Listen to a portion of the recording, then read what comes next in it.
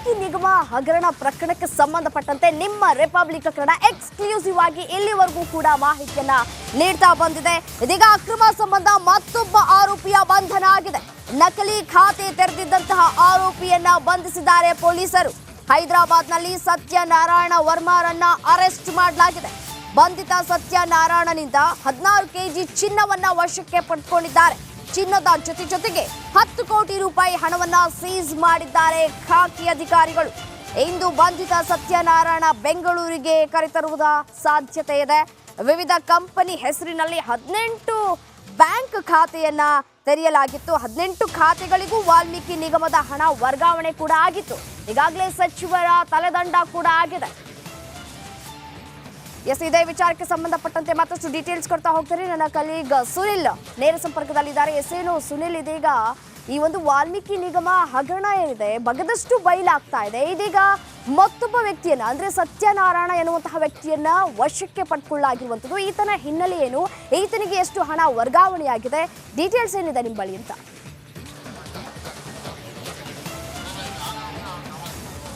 S Ramya, ಈ ವಾಲ್ಮೀಕಿ ನಿಗಮದ ಅವ್ಯವಹಾರಕ್ಕೆ ಸಂಬಂಧಪಟ್ಟಂತೆ ನೋಡೋದಿದ್ರೆ ಈವರೆಗಿನ ಅರೆಸ್ಟ್ಗಳಲ್ಲಿ ತುಂಬಾನೇ ಪ್ರಮುಖವಾಗಿ ಆಗಿರುವಂಥದ್ದು ಈಗ ಆಗಿರುವಂತಹ ಸತ್ಯನಾರಾಯಣ ವರ್ಮಾ ಅನ್ನುವಂಥ ವ್ಯಕ್ತಿಯ ಬಂಧನ.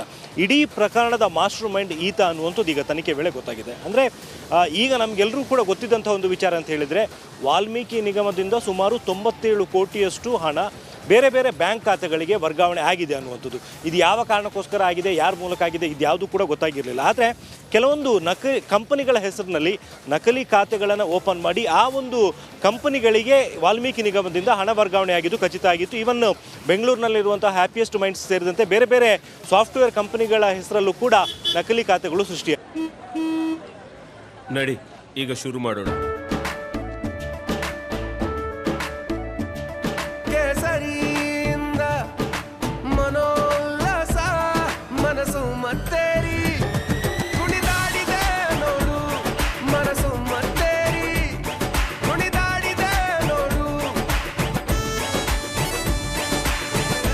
ಕ್ಷಣ ಕ್ಷಣವೂ ಆಚರಿಸಿ ಕೇಸರಿ ಹಬ್ಬ. ವಿಮಲ್ ಬಾಯಲ್ಲಿ ಹೇಳಿ ಕೇಸರಿ ಆಗಿತ್ತು. ಈ ಒಟ್ಟು ಸೃಷ್ಟಿಯಾಗಿದ್ದಂತಹ ಖಾತೆಗಳು 18 ಅನ್ನುವಂಥದ್ದು ತನಿಖೆ ವೇಳೆ ಗೊತ್ತಾಗಿತ್ತು. ಈ 18 ನಕಲಿ ಬ್ಯಾಂಕ್ ಖಾತೆಗಳನ್ನು ಕೂಡ ಇದೇ ಸತ್ಯನಾರಾಯಣ್ ತನ್ನ ಒಂದು ಸೂಚನೆ ಪ್ರಕಾರನೇ ಓಪನ್ ಮಾಡಿಸಿದ್ದ ಅನ್ನುವಂಥದ್ದು ವಿಚಾರ ಗೊತ್ತಾಗಿದೆ. ಈತನ ಬಳಿಯಿಂದ ಈಗ ಸುಮಾರು 16 ಕೆಜಿ ಚಿನ್ನಾಭರಣ ಮತ್ತು 10 ಕೋಟಿ ಹಾರ್ಡ್ ಕ್ಯಾಶ್ನು ಕೂಡ ಜಪ್ತಿ ಮಾಡಿಕೊಳ್ಳಲಾಗಿದೆ ಅನ್ನುವಂಥದ್ದು ಮಾಹಿತಿ ಸಿಕ್ಕಿರುವಂಥದ್ದು. ರಮ್ಯಾ, ರೈಟ್ ಸುನಿಲ್, ಧನ್ಯವಾದ ತಮ್ಮೆಲ್ಲ ಮಾಹಿತಿಗಾಗಿ. ಮತ್ತಷ್ಟು ಪ್ರಮುಖ ಸುದ್ದಿಗಳನ್ನು ಕ್ವಿಕ್ ಆಗಿ ನೋಡ್ತಾ ಹೋಗೋಣ 2 ಮಿನಿಟ್ ರ್ಯಾಪ್. ಸರ್ಕಾರಿ ಶಾಲೆ ಆರಂಭವಾಗಿ 15 ದಿನ ಕಳೆದರೂ ಯಾದಗಿರಿ ಜಿಲ್ಲೆ ಸುರಪುರದ ತಿಮ್ಮಾಪುರ ಬಡಾವಣೆ ಮಕ್ಕಳಿಗೆ ಪಾಠ ಕೇಳುವ ಭಾಗ್ಯ ಇಲ್ಲ. 100ಕ್ಕೂ ಹೆಚ್ಚು ವಿದ್ಯಾರ್ಥಿಗಳು ವ್ಯಾಸಂಗ ಮಾಡುವ ಶಾಲೆಯಲ್ಲಿ ಒಬ್ಬರು ಕಾಯಂ ಶಿಕ್ಷಕರು ಇಲ್ಲ.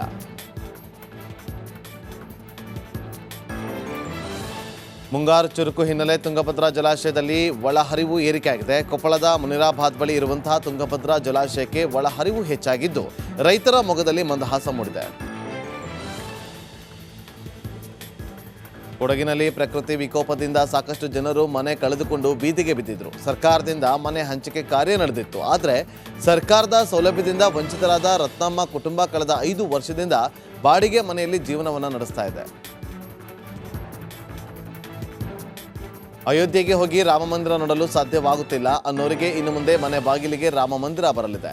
ತುಮಕೂರು ಮೂಲದ ಯುವಕ 2 ಲಕ್ಷಕ್ಕೂ ಅಧಿಕ ಹಣವನ್ನು ವ್ಯಯಿಸಿ ಅಯೋಧ್ಯ ರಾಮ ಮಂದಿರದ ಪ್ರತಿಕೃತಿಯನ್ನು ನಿರ್ಮಾಣ ಮಾಡಿ ಊರೂರು ಅಲೆದು ರಾಮ ಮಂದಿರದ ಚಿತ್ರಣವನ್ನು ಜನರ ಮುಂದಿಟ್ಟು ಪ್ರದರ್ಶನ ನಡೆಸ್ತಾ ಇದ್ದಾರೆ.